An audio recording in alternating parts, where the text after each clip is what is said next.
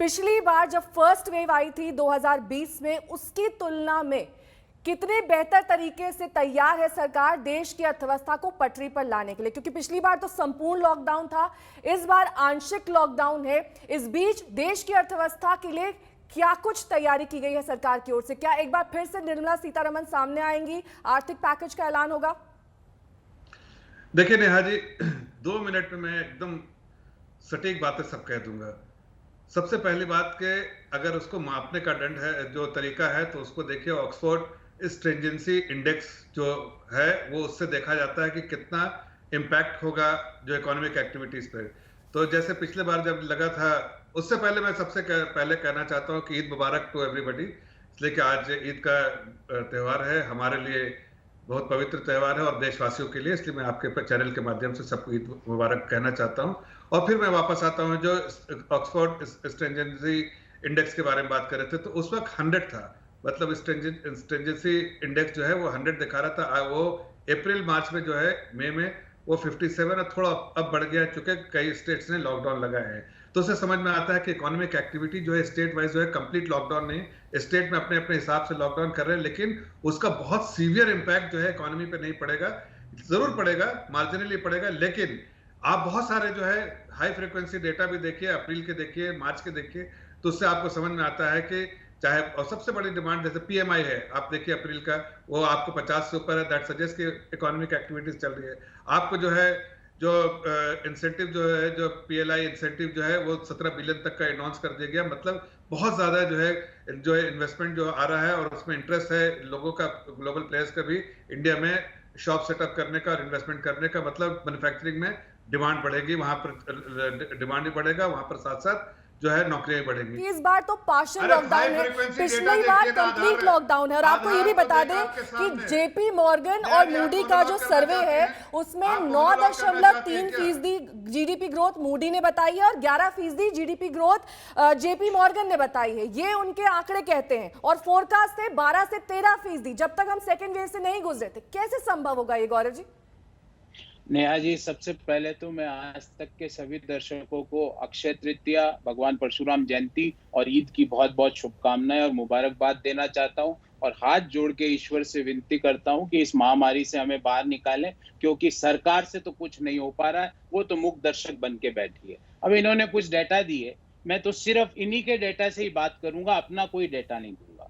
CMI की report है कि अप्रैल माह में 74 लाख लोगों ने अपनी नौकरी गंवाई है। अप्रैल माह को गए अभी मात्र 13 दिन हुए 74 लाख लोगों ने अपनी नौकरी गंवाई है। ये सीएमआई का डेटा है।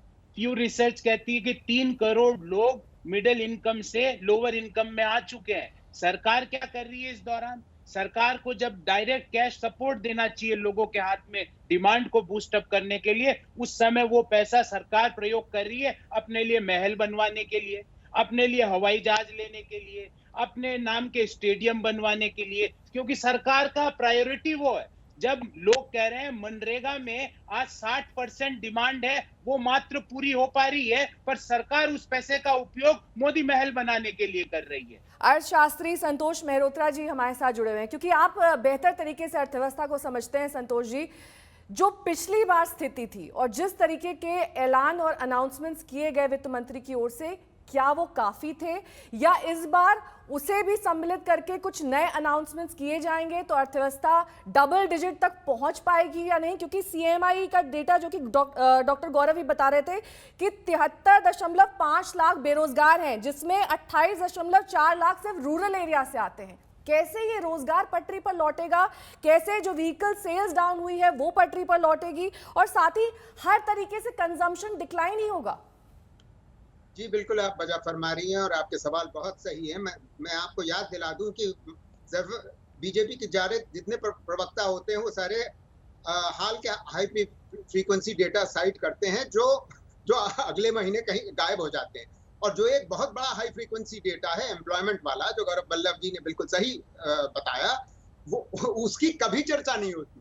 पिछले साल भर से आज तक एक बार एम्प्लॉयमेंट की बात नहीं करते। तो आप कम से कम, मैडम बिल्कुल सही सवाल उठा रही है। दूसरी बात, इस्लाम साहब हमको बता रहे हैं कि केसेस स्लो डाउन हो रहे हैं। स्लो डाउन इसलिए हो रहे हैं जनाब आली कि आपने टेस्टिंग कम कर रखी है। हर स्टेट में हफ्ते भर पहले जो आंकड़े थे टेस्टिंग के, उनकी उस संख्या में कमी आई है। जब आप टेस्ट ही कम करेंगे तो संख्या तो आपको कम दिखेगी ही। तीसरी बात जो अधिकतर जनता नहीं जानती, क्योंकि लोग सिर्फ सरकारी डेटा पर निर्भर हैं, असलियत ये है कि एक्चुअल केस का नंबर जो सरकारी आंकड़ों से पता चलता है उससे 5 गुना है। 5 गुना, यानी कि अगर एक दिन 4 लाख केस आ रहे हैं तो उसका 5 गुना होने का मतलब कि असलियत में वो 20 लाख केस आ रहे हैं। तो स्थिति बहुत गंभीर है। अगर इतनी स्थिति गंभीर ना होती तो आईसीएमआर के बलराम भार्गव जी ये सुझाव ना दे रहे होते कि इसको आप पूरे देश को 6 और 8 हफ्ते की लॉकडाउन कर दो, पहले से बता रहे हैं। किस तरीके से आप डबल डिजिट ग्रोथ रेट देख पाते हैं या नहीं देख पाते हैं, क्योंकि अब सेकेंड वेव के बाद थर्ड वेव का भी खतरा है। तो लगातार ये जो स्थिति और परिस्थितियां बदल रही हैं, इसमें कैसे हम बेहतर तरीके से तैयार रह सकते हैं और कैसे हम अपनी इंडस्ट्रीज को रिवाइव करने के बारे में और उनके मैकेनिज्म को बदलने के बारे में सोच सकते हैं? नहीं, देखिए, जो अभी तक मैंने जो सुना है ये तो दिस इज ऑब्वियस, जो blinding glimpse of the obvious. Both Santosh ji as well as Gaurav ji have just stated what has happened. अब मैं तो इटर्नल ऑप्टिमिस्ट हूं, इसलिए मैं शुरुआत करता हूं कि ठीक है, सेंट्रल गवर्नमेंट ने गलती की, स्टेट गवर्नमेंट ने गलती की, हमने गलती की, सब लोगों ने गलती की। जो 3-4 महीने के लिए we just took it lightly और सब जगह कंप्लेसेंट से, और सेकंड वेव आ गया है। अब आ गया है तो मतलब हमें आगे देखना है कि यहां से अब हम क्या करें। एक सजेशन नहीं आया अभी तक किसी से भी कि भाई हम आगे जाके क्या करें।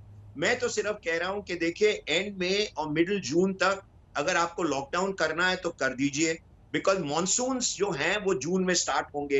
Agriculture will be required, agriculture will move forward, economy has lost. कि अप्रैल के महीने के बाद जो ग्रोथ मैंने देखी थी, मई और जून में जितने कंपनियां हैं सब फोरकास्ट कर रहे हैं कि हम डाउन जाएंगे। उसके बाद जुलाई के होप, सबके होप हैं कि हम वापस रास्ते पे आ जाएंगे। ठीक है, अगर 12% पहले किया गया था तो मेरे ख्याल 10 और 9 के बीच में 100% अगर मई जून चला भी गया। देखिए, सेंट्रल गवर्नमेंट भी कर रही है और उन्होंने कहा है कि देखिए, स्टेट गवर्नमेंट को अगर आपको करना है, क्योंकि सारे ब्लेम गेम सेंटर के ऊपर डालने में कोई फायदा नहीं है कि भैया आप अगर आपको ऑर्डर करना, जैसे मुंबई में, अब मुंबई के लिए उन्होंने स्टेट गवर्नमेंट ने ऑर्डर कर दिया है, 18 तारीख तक उन्होंने फ्लोट किया है और सेंटर भी एक साथ कर रही है। और देखिए, हमको डिसाइड करना है कि अब सबको वैक्सीनेशन देना है, दैट इज द आंसर। अब जितना भी लॉकडाउन है, मेरे ख्याल gradually from middle of June आप देखेंगे कि ग्रेजुअली हमको ओपन करना है। By end June industry must behave itself, people must behave themselves, सबको मास्क पहनना है, सबको ये करना है। अब नहीं है वैक्सीन, अब जब तक हम एडमिट नहीं करेंगे कि जून तक वैक्सीन नहीं है, भैया हम लोगों ने गलती की, आप लोगों ने गलती की, सब गलती की।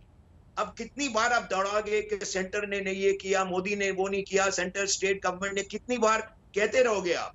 इतनी बार कहना से कोई फायदा नहीं होने वाला। फिरोज जी, क्या आप सुनील अलग की बात से सहमत है कि इंडस्ट्री बाउंस बैक करेगी और उन स्टेट्स पर ज्यादा असर पड़ सकता है जो कि एग्रीकल्चर इंटेंसिव है, क्योंकि वो मॉनसून डिपेंडेंट भी हैं और खासतौर पर अगर लॉकडाउन की स्थिति हो तो सप्लाईज एग्रीकल्चर की शहर तक पहुंचाने में मुश्किल आती है? आप उनकी इस बात से सहमत है? मैं सुनील जी की हमेशा हर बात पे सहमत होता हूँ कि वो जो कहते हैं बड़ा प्रैक्टिकल कहते हैं, पर मैं एक ये जो पूरा सुन रहा हूँ, मेरे 3 पॉइंट है, मैं तीनों पॉइंट रखना चाहूंगा। नंबर 1 जो पॉलिटिक्स है, वो तो मैं पॉलिटिशियन नहीं हूं तो किसने क्या किया वो तो मैं नहीं जाऊंगा। और एक चीज भी पक्की है कि जो हमारा फर्स्ट वेव हमने इतना क्रेडिटेबल रीत से हैंडल किया है सबने मिलके, उसकी पूरे देश में, अब पूरे वर्ल्ड में लोगों ने हमको कॉन्ग्रेचुलेट किया। अलग चीज है कि ये सेकंड वेव बहुत ही क्या बोलते हैं, ऐसा आया है कि हम कंट्रोल नहीं कर पा रहे। अभी उसमें जाना किसने क्या किया उसके बदले जो मेरे 3 सुझाव है, नंबर 1 लॉकडाउन के नॉट लॉकडाउन। मैं हमेशा मानूंगा कि लाइवलीहुड से ज्यादा लाइफ इंपॉर्टेंट है। लाइफ है तो लाइवलीहुड है, तो इसीलिए कोई भी आज बिजनेसमैन, मैं भी ये नहीं चाहूंगा कि आज मेरी फैक्ट्री चालू रहे और लोग मरे और मेरी ऑफिस चालू रहे लोग मरे, मैं कभी नहीं चाहूंगा ये। मैं कहता हूं अगर लोकल अथॉरिटी जो गवर्नमेंट की, पूरे इंडिया के लॉकडाउन को कोई लॉजिक नहीं है, जहाँ केस ज्यादा है वही होने चाहिए, तो कॉमन सेंस है। पर अगर लोकल अथॉरिटी नक्की करे कि हमारा कंटेनमेंट जोन में है, हमको लॉकडाउन की जरूरत है, तो हमको लॉकडाउन कर ही देना चाहिए, उसमें कोई इश्यू ही नहीं है। पूरे कंट्री का लॉकडाउन करने का कोई मतलब नहीं रहता है। और ट्रांसपोर्टेशन को बंद करने का कोई मतलब नहीं रहता है। एग्रीकल्चर को तो फ्री रखना पड़ेगा, एग्रीकल्चर रिलेटेड चीजों को फ्री रखना पड़ेगा। तो ये जो रिस्ट्रिक्टेड लॉकडाउन ही वे फॉरवर्ड है और कोई वे फॉरवर्ड नहीं है। और कोई एरिया में बहुत सीरो पॉजिटिव बढ़ जाती है तो कंप्लीट लॉकडाउन भी करना पड़ेगा, हमको सपोर्ट करना चाहिए।